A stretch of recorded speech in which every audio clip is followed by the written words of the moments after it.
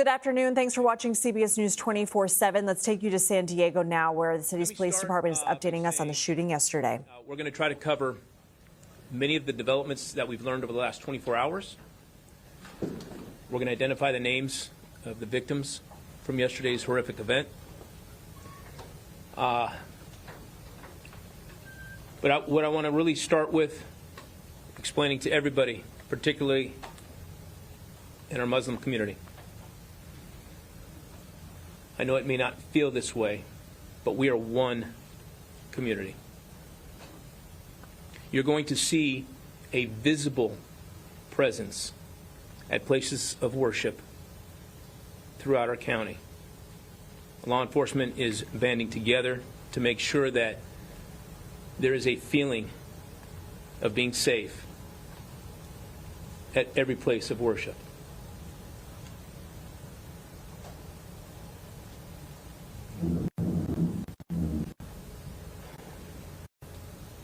I talked yesterday about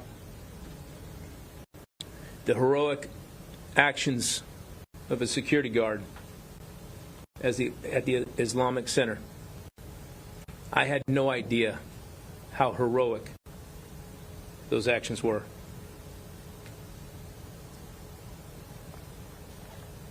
The individuals that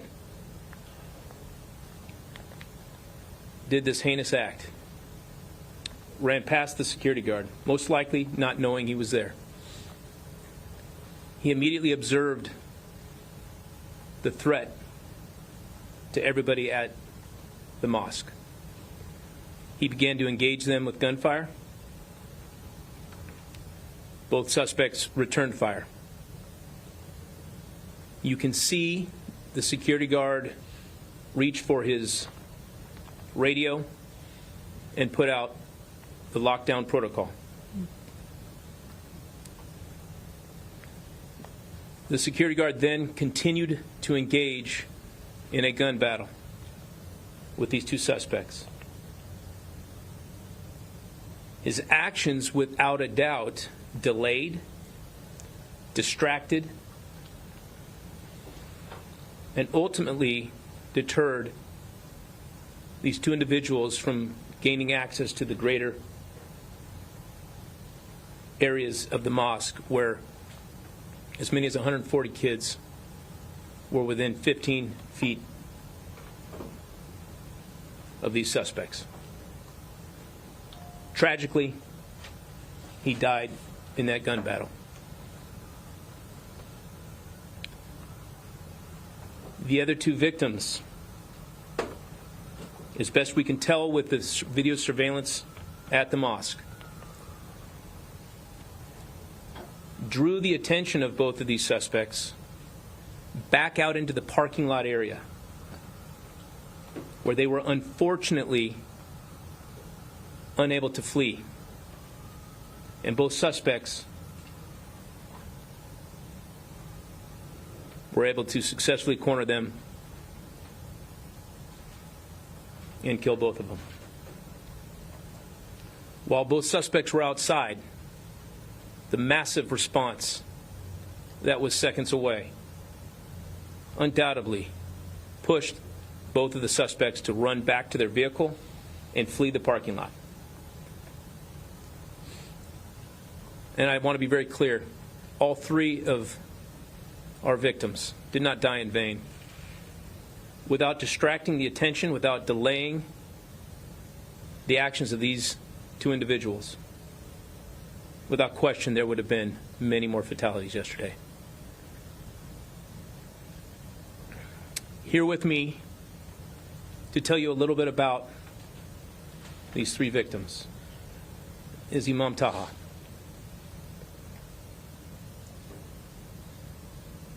What you will not hear from us today is the names of these two suspects.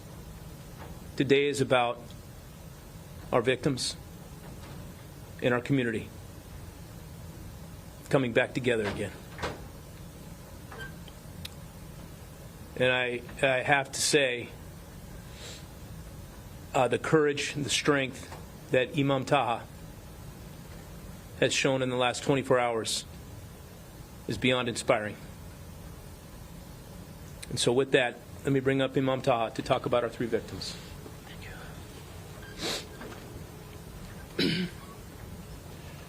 Thank you, Chief Wall. Excuse me if I get a little bit emotional. We call them our brothers in the community. We call them our martyrs and our heroes. Our security guard, Amin Abdullah, he goes by Amin Abdullah. Brian Climax, such a lovely person. He never stopped smiling to anyone, our community members, as well as our visitors. If it was not for him, as Chief mentioned, the carnage would be much worse. He's the one who stopped them, who slowed them down. If he didn't do what he did, and he sacrificed his life, the 2 suspects would have easily access to every single classroom. We're so proud of him. I envy him when I see messages about him literally from all over the world talking about his heroism. This is our brother. Second one, Mansour Kaziha, our elder. He goes by Abu al-Izz.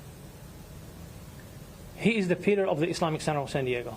He has been since 1986, when the community started breaking the ground to build the Islamic Center. He was there.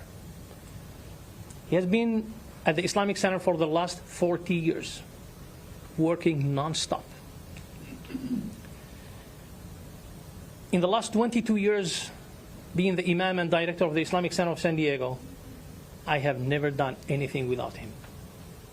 He is on the top of my list for people to call. Every single thing going wrong. Even the light, is not working. Brother Abu al-Izz, can you come and fix it?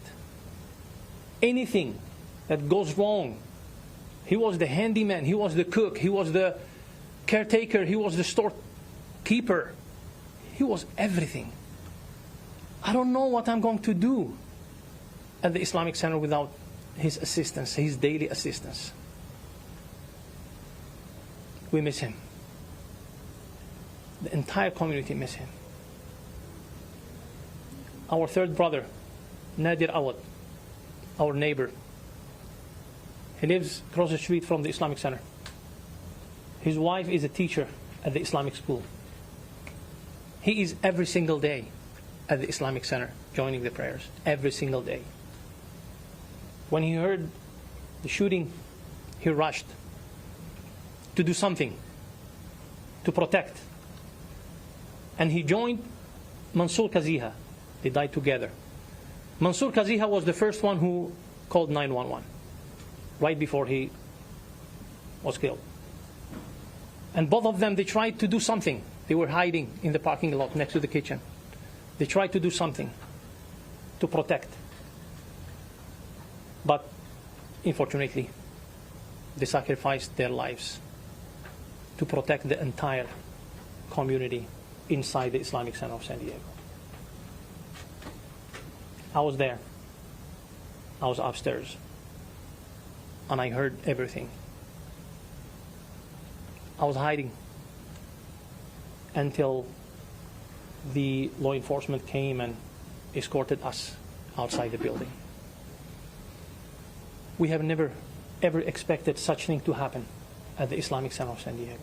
I mean, we are used to receiving hate mails, hate messages, people driving by and cursing and all that stuff.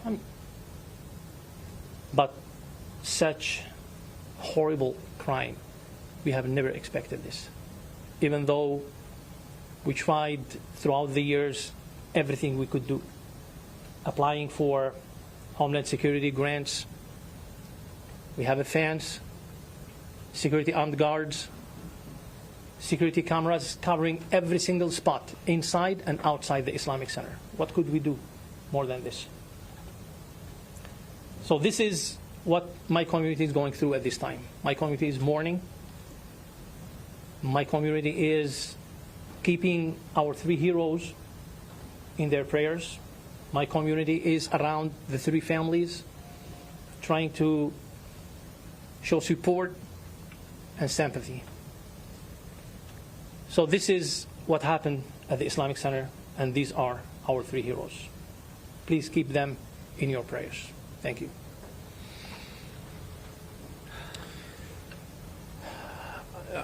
Let me say that the collaborative response and approach to yesterday's event has been overwhelming. I know that we've had support from the U.S. Attorney's Office, from the Federal Bureau of Investigation, from the San Diego County District Attorney's Office, from every law enforcement agency here in San Diego County.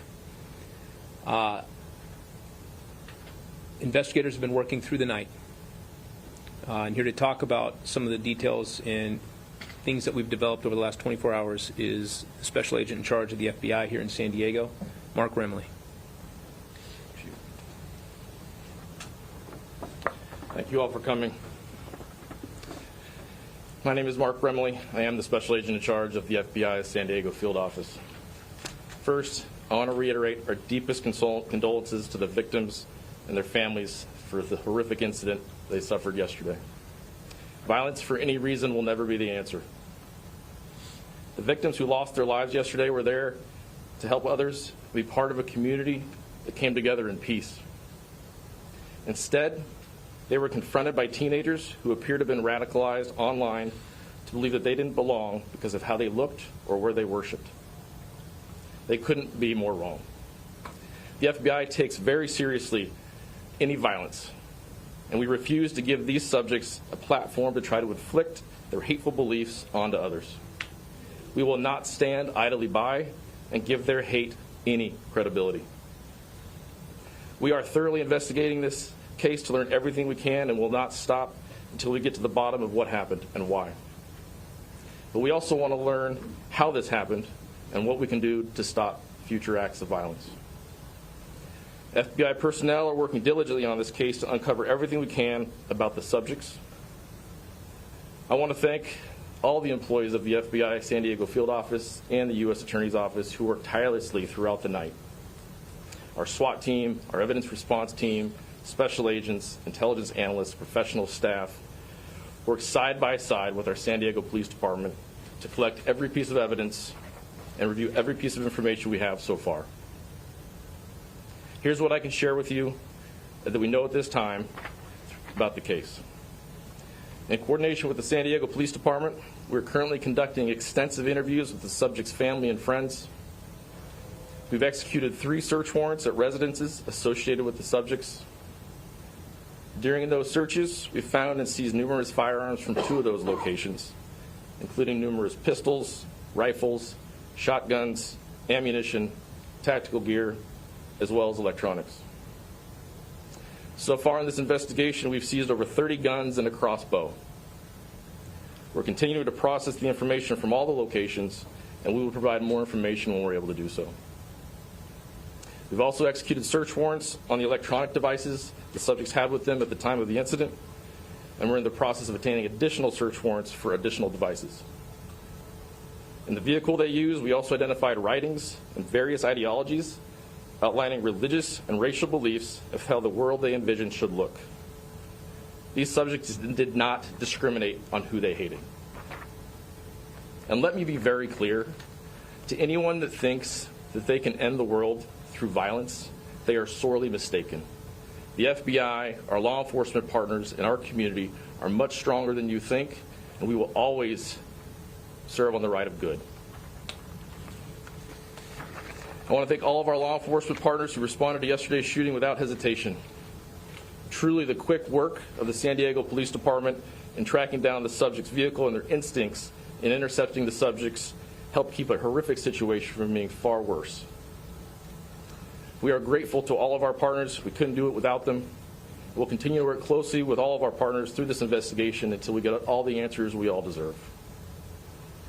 Again, we also want to thank the public for their patience, and we ask you to continue submitting information by calling 1-800-CALL-FBI or submitting any photos, digital evidence, or images you may have to fbi.gov/Islamic Center of San Diego shooting. Lastly, our victim specialists are available, and we're getting reinforcements from headquarters today to assist anyone in this community that was impacted by the shooting. This is in addition to the resources the San Diego Police Department and the District Attorney's Office are already making available. For that, I'll turn it over to the Chief. At the forefront of today's message and our collective direction moving forward is to bring this community back together again. And here, as the mayor and as a person that deeply cares about what is happening here in this city, Mayor Todd Gloria. Thank you, Chief. And thank you all for being here. Imam Taha, thank you so much for sharing your testimony and your witness and letting your fellow San Diegans know more about these three extraordinary men who, as you just heard, sacrificed their own lives in order to protect the children that were at that school and many others who could have otherwise been harmed by these two shooters. I want to be very clear that those two young men do not represent our city. These three Muslim men do. Their heroism, their selflessness represents the very best of this city. And Imam, you've said that your community is mourning. I'm here to say very specifically, our entire city is mourning. We will mourn these three heroes for what they are, heroes. And we will remember their sacrifice always. I want to express my appreciation to our public safety professionals. Chief Wall, you and your department have done an exceptional job. And I want the people of this city to know that we are protected by the very best.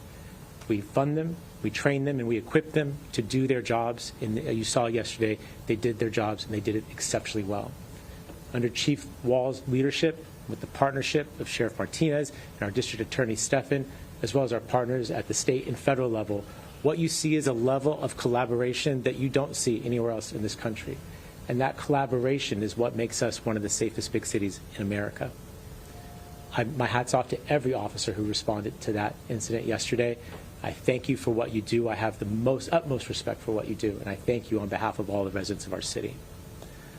Lastly, I would like to say to my fellow San Diegans, this is a time for us to come together. This pain is unimaginable. And for many of our community, specifically our Muslim brothers and sisters, they need our care, our comfort, our concern, and our support. And I, for one, am here to make sure that they receive it. Charitable funds have been established through the Islamic Center of San Diego to help support the families of these three men. There'll be other ways to support them and to show your support in the coming days. And I ask folks to take advantage of those opportunities to show what we are, which is America's finest city, a place on the U.S.-Mexican border, along the Pacific Rim, a place of extreme diversity. And all of us know that we're made better because of that diversity. Now is a time not to divide ourselves, as the two murderers yesterday are attempting to do, but instead to come together as one San Diego, and now more than ever, to express our solidarity with our Muslim brothers and sisters in this time of great need. I know that we will do this because we've done it before. We will do it again. And lastly, again, in memory of the three men that were lost yesterday, they represent the very best of the city. Let them always be remembered as the heroes that they are. Thank you. Okay, I'll go ahead and open up to some questions. Just to be clear on the timeline, you talked about in great detail all the heroic actions of all three of these men. We know that the shooters didn't make it in the front entrance of the center, but they didn't go further than that. Did they leave the center because the guard had slowed them down and got the building on lockdown so they couldn't get any further than that? Thank you, Trevor. So the question for everybody is, what depth into the facility, into the mosque, did the shooters actually go? What we've learned after reviewing extensive video from yesterday's events, when they engaged the security guard outside, they began to make entry into the front lobby. What while they were engaging in a gun battle with the security guard. Ultimately, the security guard was wounded and then killed outside of the mosque. They went back inside. Again, understand that the security guard had put out a lockdown protocol. The sound of the gunfire, all of the delay in that gun battle allowed everybody to get out of the main common areas of the mosque and into areas of hiding. So when they began to go through areas of the mosque, they were not running into more victims. As they began to move from room to room, some of the video surveillance shows that they're going into areas where thankfully nobody was at. Ultimately, you can see them look out a window. It's unclear as to whether they could see clearly through that window or not, but you can see one of them point to the window, and then they run out of a door right next to that window and immediately engage the two remaining victims outside in the parking lot. And I think that is a significant point for everybody to understand is when they drew, obviously inadvertently, drew the attention of those gunmen out of the door and out into the parking lot where they subsequently died. What was coming seconds away was hundreds of police officers that everybody that was there yesterday could see. They immediately ran to their vehicle and fled the scene at that point. And I truly believe that that's what saved the 140 kids that were just inside. Chief, Yes, ma'am. How did these teenagers get access to so many different types of weapons, and do you have any details to share about the weapons that they used in yesterday's crimes? I can tell you at this point the guns were not registered to these individuals and belonged to the parents of one of the individuals. And exactly how they came into what they were able to obtain them is still under investigation. Chief, Yes, ma'am. Given the fact that the weapons did come from one of the parents, will you be recommending charges against the parent in this case, or can you share an update on where you're at in that determination? We're still looking into it. We're 24 hours out. Chief, We're still looking into it completely. Chief, could I ask you, I know you've read the writings. I know you're limited in what you can tell us. We were told before it was hatred towards everyone. Can you give us an idea of maybe a bit more of what the writings contained? And also, do you believe that the students in these two schools were the specific targets? Is that who these gunmen wanted to kill? Repeat the last part of that question. They ended up at this Islamic Center, which has the two schools. Were the students their main target, you feel? Did they want to kill students? So we're still trying to gather a bigger picture as to exactly what the intended target location was. I'm going to bring Mark back up here to talk a little bit more about maybe what some of that rhetoric was. But we're still looking into exactly what that scope of threats, that threat picture was. Yeah, thank you for your question. So I can confirm there has been a manifesto that's been recovered. I would reiterate it's early on in the investigation. We are dedicating every resource the FBI has to conduct a thorough analysis of that manifesto to try to learn what led to this, but I think also more importantly, how can we stop future attacks? So I know there's a lot of questions related to this on the community. What I would just continue to reiterate is they didn't discriminate on who they hated. It covered a wide aspect of races and religions. More than just the Islamic people in that church. Correct. No. Correct. But Special Agent, they nevertheless, in a city that's majority white, specifically picked out a site where they knew there would be immigrants, where they knew there would be Muslims. That doesn't seem to suggest respectfully that they hated everybody equally. I would say we're still too early in the investigation to say that the Islamic Center of San Diego was the specific target. We are assessing and analyzing all the evidence. Again, it's very early. We're still looking through electronics to give us the answers. But again, what I can say is they definitely had a broad hatred towards a lot of folks. What did you Are learn from you our aware of the social suspects live streaming the attack for their own death?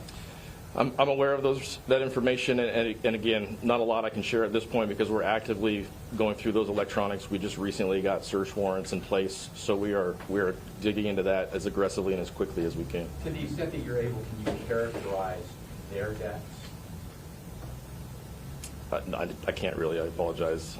Yeah. You mentioned that they were radicalized online. Can you talk more about that? Is that going through their computers, their laptops, their phones? What can you tell us about that? We're still going through, again, all that information, but what we do believe is that they met online, and through the course of that online communication, they discovered that they were both residing in the San Diego area, and they became acquaintances or associates and had in-person contact at that point. But in terms of how the radicalization occurred, we're still digging into all that. We have been watching San Diego police and the FBI give an update about yesterday's deadly shooting at the Islamic Center there. San Diego police say as many as 140 kids were within 15 feet of these suspects, and we're learning more about the heroism of the three people who were killed. One of them, a security guard who engaged the suspects in gunfire, called on his radio to essentially start the lockdown protocol, and they are crediting that action with saving dozens of lives, because then tragically when the security guard was killed by these shooters and the suspects went into the mosque, they were going room by room according to video surveillance where people were not. And then two other people at the mosque, one of whom was somebody who worked there, another was a neighbor who heard gunshots, whose wife was a teacher at the school, ran across the street to help. These two people drew the gunmen back out of the mosque. They were tragically killed outside of the mosque, and then the suspects went into their vehicle. Let's go out now to CBS News national correspondent Lana Zak for more on this.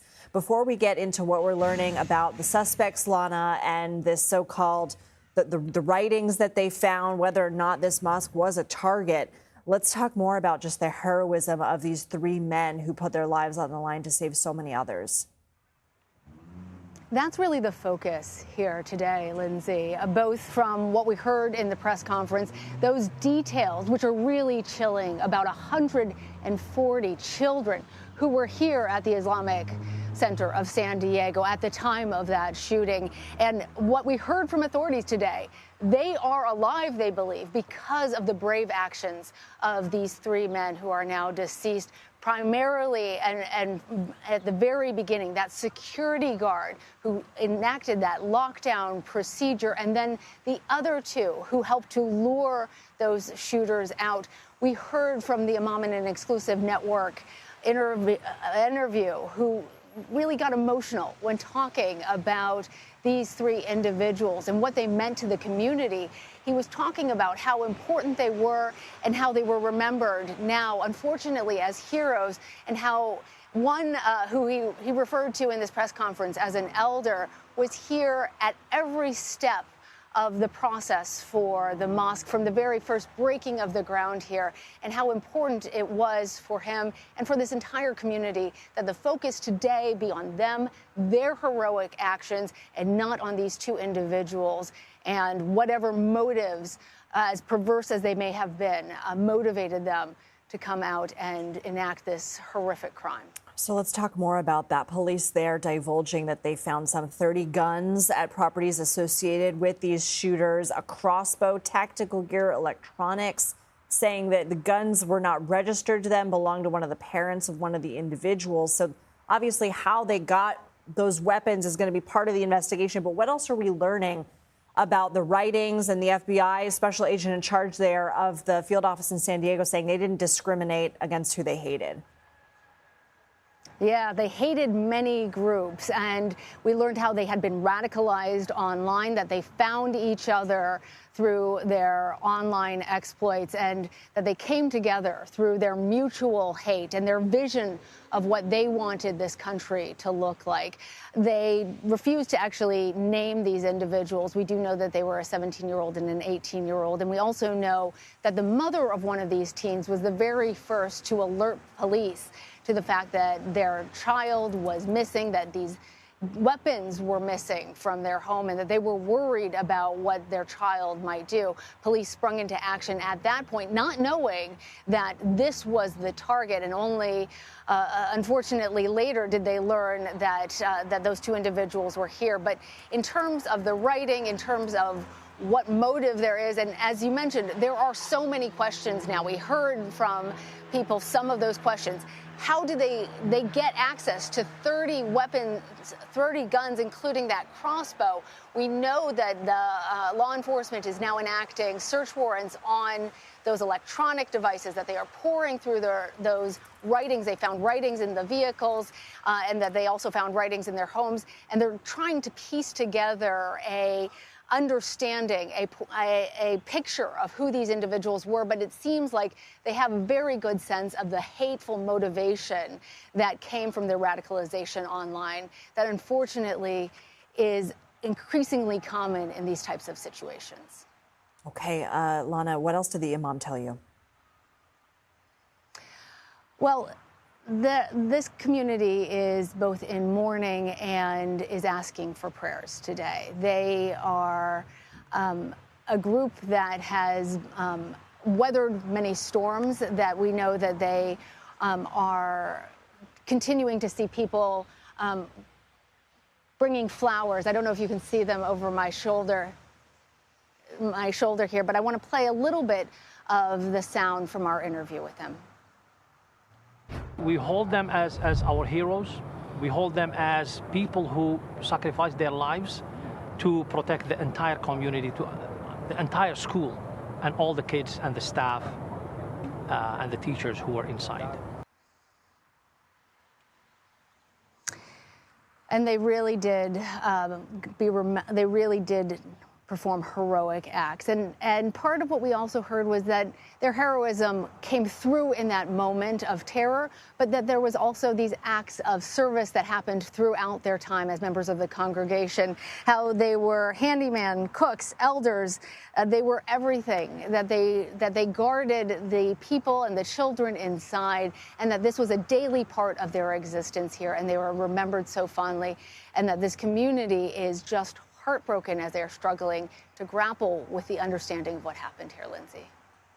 Lana Zak, thank you.